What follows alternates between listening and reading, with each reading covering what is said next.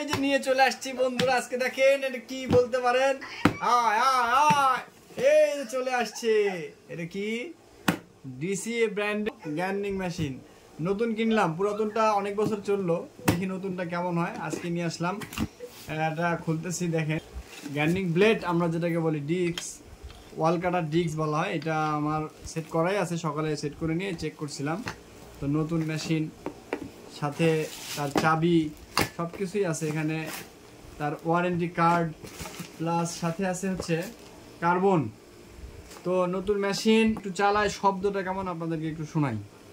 তো আমরা কানেকশন দিয়ে দিছি, আমরা এর শব্দটা একটু দেখবো আসলে নতুন গ্যান্ডিং শব্দটা কেমন।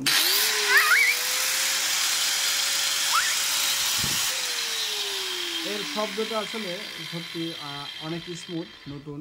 আসলে আমরা অনেকেই কাজের সময় অবহেলাবশত এই সেফটি গার্ড যেটাকে বলা হয় এটা ইউজ করি না। তো এইটা ইউজ করা অত্যন্ত জরুরি, এটা আমরা সকলে ইউজ করব। আমরা অনেকেই জানি এটা না ইউজ করলে এখানে ধুলাবালি অবশ্যই আমাদের চোখে সমস্যা হয়, এবং পাশাপাশি এখানে ব্লেড যদি ধাক্কা দেয় মেশিনটা একটা বড় দুর্ঘটনা ঘটতে পারে। তো সেক্ষেত্রে আমরা অবশ্যই এই প্রোটেকশনটা ব্যবহার করব। আমি এই প্রোটেকশনটা ব্যবহার করি, এবং এখানে একটা সুবিধা আছে, আমি আপনাদেরকে একটু দেখাইতেছি।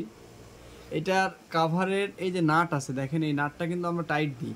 তো এই নাটটা এমনভাবে টাইট দিবেন যখন আপনি কাজ করবেন তখন এটা লড়বে না। কিন্তু প্রয়োজনের খাতিরে আমরা যখন মেশিন উপর থেকে এরকমভাবে নিচে নামাই, সেক্ষেত্রে কিন্তু আমাদের এই গার্ডটা এভাবে থাকলেই হয়, কিন্তু অনেক ক্ষেত্রে যখন আমরা এভাবে পাতাল করে মেশিনটা মারি তখন গার্ডটাকে একটু ছড়াইতে হয়। তাহলে সেক্ষেত্রে কী করতে হবে, আমরা এখানে এমনভাবে নাটটা টাইট দেবো যেন আমরা যখন তখন এই জিনিসটাকে ইউজ করতে পারি, সরাইতে পারি।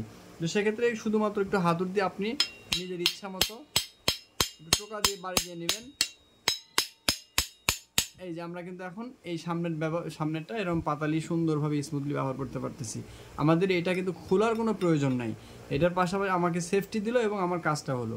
তো সকলকে অসংখ্য ধন্যবাদ, আমার জন্য দোয়া করবেন এবং মেশিনটা কেমন হলো অবশ্যই জানাবেন। তো ভালো থাকবেন সবাই, আল্লাহ হাফেজ।